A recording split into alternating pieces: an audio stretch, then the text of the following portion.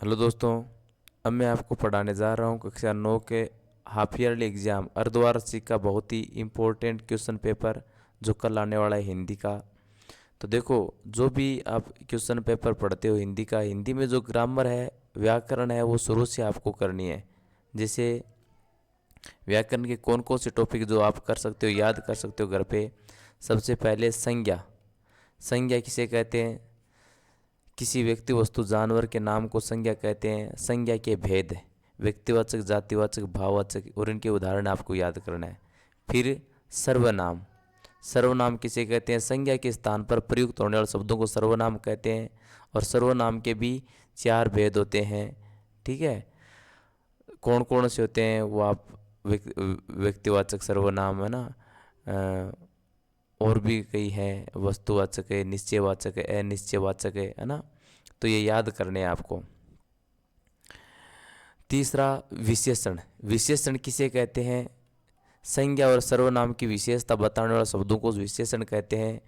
और विशेषण के भी भेद होते हैं। 4 भेद मुख्य रूप से विशेषण के होते हैं। गुणवाचक विशेषण, परिणामवाचक विशेषण, संकेतवाचक विशेषण, संख्यावाचक विशेषण।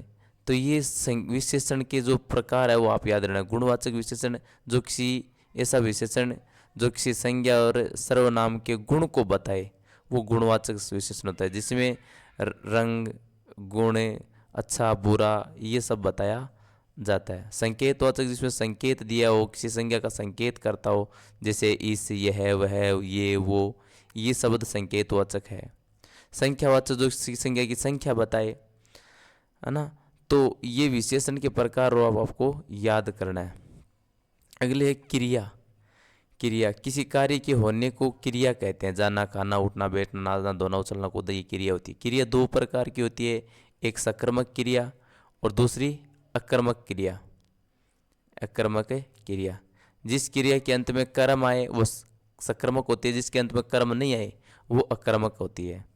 ठीक है, इसी प्रकार आपको और भी याद करना, जैसे संज्ञा, 2 वर्णों के मेल को संज्ञा कहते हैं। संज्ञा के भेद, स्वर संधि, व्यंजन संधि और दीर्घ संधि, है ना। तो उनके अलग अलग उदाहरण आपको याद करने हैं। संज्ञा के अलावा समास, 2 शब्दों के मेल को समास कहते हैं और समास के जो भेद हैं वो अलग अलग, वो आपको याद करने हैं। ठीक है, इसके अलावा अवयव, है ना। अवयव के अलावा उपसर्ग। उपसर्ग किसी शब्द के शुरुआत में दूसरा शब्द लग के उसका अर्थ बदल दे तो वो उपसर्ग होता है। इसका उल्टा होता है प्रत्यय। किसी शब्द के पीछे लग के उसका अर्थ बदल दे तो वो प्रत्यय होता है। तो किन किन कौन कौन से उपसर्ग हैं और उनसे कौन कौन से नए शब्द बनते हैं, ऐसे ही कौन कौन से शब्दों से प्रत्यय बनते हैं, वो भी आपको याद करने हैं। तो ये हमेशा आपके 9वीं में भी आएगी, आगे 10वीं में यही ग्रामर आने वाले हैं। और मुहावरे, लोकोक्ति, ये जो भी है वो आपको पूरा एक बार याद करना है हर टॉपिक को। ठीक है, तो ये ग्रामर के मेन टॉपिक है जो आपकी 10वीं में, 9वीं में आएंगे और 10वीं में आएंगे। ठीक है, अब अपन चलते हैं पहले क्वेश्चन पर, एक एक क्वेश्चन पढ़ते हैं। जो लेसन्स के क्वेश्चन है वो आपको खुद को याद करना है। मैं तो सिर्फ आपको क्वेश्चन पेपर बताऊंगा जो इम्पोर्टेंट है, वो आपके लिए बहुत इम्पोर्टेंट है। आप कल के एग्ज़ाम में तैयार हो रहे हो तो एक बार चेक करो ये आ रहे हैं नहीं आ रहे हैं, ये इम्पोर्टेंट है, आपके लिए आ सकते हैं। ठीक है, तो चलते हैं क्वेश्चन पेपर पर। पहला है वो पैसेज दिया हुआ है जो आपके सामने देख रहे हो। पहले दोनों पैसेज आएंगे, आपके गद्यांश आएंगे और उनका अर्थ देखना। बहुत ईजी है, विद्यार्थी जीवन के बारे में ये दिया हुआ है। पहला पैसेज है, सौरभ शब्द का शाब्दिक अर्थ है। सौरभ शब्द को सुगंध कहते हैं। विद्यार्थी है वो पेड़ की तरह विकसित होते हैं और पूरी सुगंध समाज में फैलाते हैं, तो ये सुगंध है। जीवन की आधारशिला काल किसे कहा गया है? विद्यार्थी के बारे में पैसेज है तो ये विद्यार्थी जीवन की आधारशिला है। विद्यार्थी काल में निर्माण होता है। विद्यार्थी काल में निर्माण संस्कार का होता है। संस्कार विद्यार्थी काल में निर्माण होते हैं। धन, पूंजी, सुंदरता ये बाद में होती है।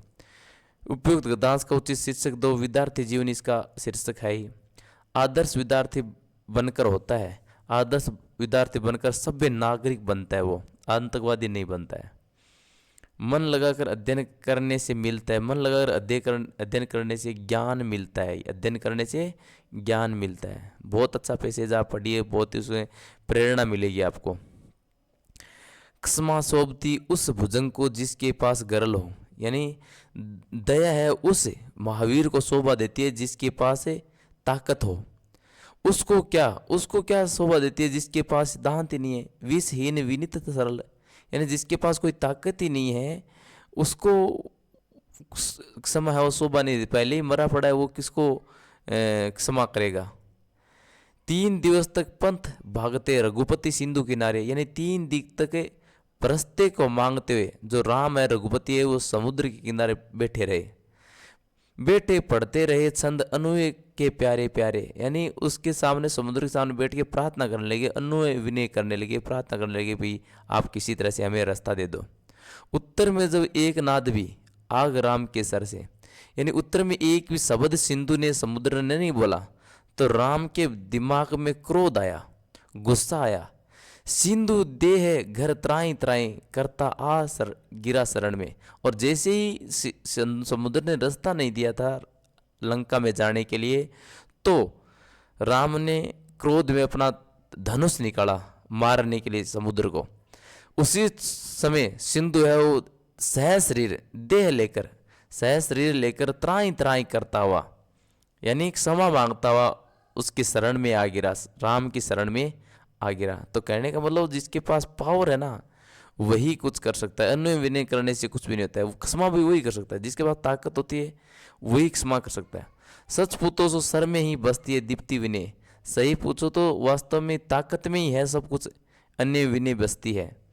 संधि वचन सह पूजे उसी का जिसमें शक्ति विजय की, यानी सब जो पूजा वगैरह होती है उसी की होती है जिसके पास ताकतें हो। तो देखो इसमें उपयुक्त प्रस्तुत गद्यांश में उचित शीर्षक देना है, तो इसका शीर्षक है क्षमा की क्षमता वीर का भूषण। वीर का भूषण ये इसकी मेन है। रघुपति किससे अन्वय कर रहे हैं? रघुपति है वो सिंधु से अन्वय कर रहे हैं, सिंधु से अन्वय कर रहे हैं। गरल का वैसे शाब्दिक अर्थ है वो जहर होता है। उठी अधीर धधक पुरुष की, यानी ये धधक किससे उठी है? ये रघुपति के दिमाग से धधक उठी थी, क्रोध उठा था। संधि वचन सह पूज्य उसी का किससे कहा गया है? यानी जिसमें करुणा का भाव, जिसमें विजय का भाव, इसे कहा गया है। चंद्रमा शब्द का पर्यायवाची, अब देखो चंद्रमा का सीधा सा एक पर्यायवाची तो है चांद, बस इजी है। विद्वान का अर्थ होता है उल्टा, विद्वान का उल्टा होता है, विलोम का उल्टा मूर्ख होता है। प्रहर शब्द उपसर्ग है तो इसमें प्र शब्द है वो है उपसर्ग, प्र प्लस हर। टिकाऊ, टिक प्लस आऊ, आऊ है ये प्रत्यय है, आऊ प्रत्यय पीछे लगता है तो आऊ इसमें है, इसमें प्र है उपसर्ग और इसमें आऊ प्रत्यय है। किस शब्द का विपरीत होने का अर्थ होता है? विलोम शब्द में विपरीत होता है, विपरीत होने को विलोम शब्द कहते हैं। कुल और कुल शब्द में कुल, कुल और कुल, कुल और कुल, कुल और कुल, तो ये दोनों, एक तो कुल का मतलब होता है टोटल कि ये टोटल, और एक कुल होता है, कुल का मतलब होता है पूरा वंश। एक तो टोटल योग और एक होता है वंश।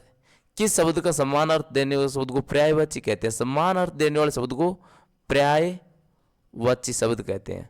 उपयुक्त शब्द का विलोम शब्द हो गया अनुपयुक्त, अनुपयुक्त, ठीक है। चार चांद लगना मुहावरे का अर्थ बताओ। चार चांद लगना का मतलब होता है कि बहुत ही सुंदर दिखना, सुंदर दिखना भी। चार चांद लग गए, वास्तव में बहुत ही सुंदर लग रहा है। 9 दिन चले 2.5 कोस, 9 दिन चले 2.5 कोस, इसका मतलब बहुत ही धीरे कार्य किया, बहुत ही धीरे कार्य करना। अप शब्द का उपसर्ग 2 शब्द बनाइए। अब शब्द से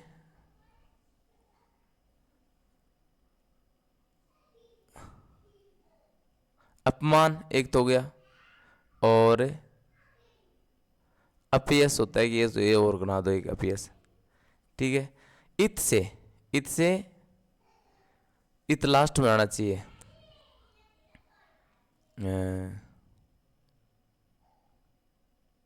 इक इत है ना, तो इसके आप लास्ट में इत आना चाहिए, समायोजित, समायोजित, तो समायोजित, इसके लास्ट में इत आ रहा है, समायोज प्लस इत, ठीक है ना। इस जल प्रलय में पाठ की बाढ़ का विवरण है, तो ये पाठ से आपको इसका उत्तर देना है कि इस प्रलय, जल प्रलय में क्या कहा गया, बाढ़ का क्या विवरण है। मेरे संगत की औरतें पाठ में लिखकर किस परिचितों को कहानी देती है। रीढ़ की हड्डी एकांकी में उमा को कैसी युक्ति बताया गया है। दो बैलों की कथा कहानी किससे प्रेरित है। कैदी और कोकिला की कविता में लेखक कौन है। लहासा की ओर पाठ में किस जगह और कब यात्रा वृत्तांत है। कबीर के राम किस प्रकार के हैं। तो ये अपने पाठों से एक बार पढ़ के इनको टिक करके इनको याद करना है फटाफट, है ना। कल आपका पेपर होने वाला, इनमें से आने वाले हैं क्वेश्चन पक्के। मुंशी प्रेमचंद और जाबिर हुसैन में से एक एक साहित्यकार का साहित्य परिचय देना है आपको। कबीर और मखनलाल चतुर्वेदी में से किसी एक कवि का साहित्यिक परिचय लिखिए। लेखक मृत्यु का तरल दूत किसे और क्यों कहा है। लेखक ने मृत्यु को तरल दूत किसे और क्यों कहा है। मेरे संग की औरतें पाठ में चोर के प्रसंग को संक्षिप्त में लिखिए। रीढ़ की हड्डी एकांकी में किस समस्या को उजागर किया गया है। लेखक बाढ़ की प्रतीक्षा किस प्रकार कर रहा था। बाबू गोपाल दास की स्वभावगत विशेषताएं लिखिए। मेरे संग की औरतें पाठ में लेखिका ने सदी का सबसे बड़ा दिन किसे और क्यों कहा है। उपभोक्तावाद की संस्कृति पाठ में मूल संवेदना बताइए। राहुल सांस्कृत्यायन ने भिखारी के वेश में यात्रा क्यों की। पक्षी प्रेमी सालिम अली के जीवन में संक्षिप्त प्रकाश डालिए। मानसरोवर सुभर जल हंसा केली कराही साखी में भावार्थ बताना है। ग्राम श्री कविता में चित्रित सौंदर्य को लिखिए। कैदी और कोकिला कविता में कवि ने तम का प्रतीक किसे और क्यों कहा है। तो ये आपको लिखना है, इन क्वेश्चन के आंसर आपको देने हैं, ठीक है। फैली खेतों में दूर तक मखमल की कोमल हरियाली लिपटी जिसमें रवि की किरण चांदी की सी उजली जाली। इसमें सह प्रसंग व्याख्या करनी है। सह प्रसंग मतलब पहले आपको लिखना है सह प्रसंग, और उसमें लिखना है कि ये पद हमारे पाठ्य पुस्तक से इस कविता से लेकर इसको इस कवि ने लिखा है, अथवा दोनों में से एक करना है। काली तू रजनी भी काली शासन कोई करनी भी काली। काली लहर कपाली काली कल्पना काली। मेरी काल कोठरी काली टोपी काली कमली काली। मेरी लोह श्रृंखला काली प्रहर की हु कृति वाली तिस पर है नाली ए आली। तो ये भी पद है काली आली आला। इसमें इसी प्रकार सह प्रसंग व्याख्या करनी है। तो ये पाठ से लिए गए हैं दो पद गद्यांश जिनकी व्याख्या करनी है आपको। ये है जब दानापुर डूब रहा था तो पटनिया बाबू लोग उलटकर देखते ही भी नहीं गए, अब बुझो। इस कथन के द्वारा लोगों ने किस मानसिकता पर चोट की गई है। मोती ने बैलगाड़ी को खाई में गिरा देना चाहा पर हीरा ने संभाल लिया। मोती और हीरा के बैलों की कहानी है। इस कथन में आलोक ने हीरा की स्वाभाविक विशेषता बतानी है। कबीर ने ईश्वर और ईश्वर प्राप्ति हेतु किन प्रचलित विश्वासों का खंडन किया। ये आपके पाठों से। अब देखो एक पत्र है जो आपको लिखना है। बाप निवासी, फड़ौदी के बाप निवासी हो आप, अपने मित्र शोभराज को माध्यमिक शिक्षा 2023 में राज्य स्तर पर स्थान प्राप्त करने के लिए उपलक्ष्य में बधाई पत्र लिखना है। तो सबसे पहले आप बधाई पत्र लिखो तो खुद का पता लिखो। 124C है ना, प्रताप नगर है ना, लोहावट। कोई सही एक तारीख लिख दो 19 दिसंबर 2024।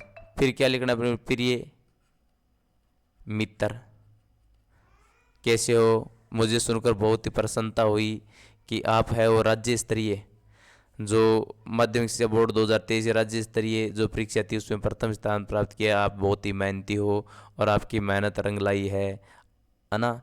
मैं ईश्वर से कामना करता हूँ कि आप इसी प्रकार आगे प्रगति करते रहे। ये शब्द आपको लिखना है। फिर धन्यवाद और फिर आपका प्रिय मित्र भोजराज। ये आपको सिंपल सा लेटर लिख सकते हो आराम से। इसके अथवा में दिया हुआ है अपने आप को महेश मानते हो प्रधानाचार्य आदर्श पब्लिक स्कूल होपारडी को विद्यालय में बंद पड़ी सह शैक्षणिक गतिविधि पुनः शुरू कराने प्राप्त लिखना है कि विद्यालय में जो बंद पड़ी सह शैक्षणिक गतिविधियाँ खेल कूद की गतिविधियाँ हैं उसको वापस शुरू कराने के लिए लिखना है, ठीक है। तो उसी बार सबसे पहले खुद का पता लिखो, तारीख लिखो, फिर क्या लिखना है श्रीमान प्रधानाचार्य जी है ना आदर्श पब्लिक स्कूल होपारडी। विषय है शैक्षिक गतिविधियों को पुनः शुरू करवाने हेतु शैक्षिक गतिविधियों को पुनः शुरू ये विषय लिखो। महोदय जी, उपरोक्त विषय अंतर्गत निवेदन है कि अपने विद्यालय में जो शैक्षणिक गतिविधियां हैं, जैसे खेल कूद की गतिविधियां, निबंध प्रतियोगिताएं और अन्य जो प्रतिस्पर्धाएं हैं, वो बिल्कुल भी आयोजित नहीं हो रही है। मैं आपसे निवेदन करना चाहता हूँ कि आप विद्यालय में बंद पड़ी शैक्षणिक गतिविधियों को पुनः शुरू कराने का श्रम करें। बस, धन्यवाद। आपका प्रिय शिष्य वो लिख दो। बिल्कुल सिंपल है। इसी प्रकार चुनाव का एक दृश्य, प्रस्तावना देने, लोकतंत्र चुनाव की भूमिका, मतदान केंद्र का दृश्य और लास्ट में आपको निष्कर्ष निकालना है। आदरणीय गुरुजी लोजा, बहुत ही अच्छा आया कि ये तो इंग्लिश में आता है फेवरेट टीचर, और आपके तो यहाँ आ गए लो। तो प्रस्तावना और आदर्श अध्यापक के गुण बताने हैं, आदरणीय गुरुजी के व्यक्तित्व बताने हैं, है ना, और उपसंहार। शिक्षा में खेल कूद का महत्व बताना है। शिक्षा में खेल कूद का क्या महत्व है, उसकी प्रस्तावना बताओ। शिक्षा में खेलकूद की आवश्यकता क्यों है, विद्यालय में क्रीड़ा के विभिन्न रूप कौन कौन से हैं, और फिर निष्कर्ष निकालना है।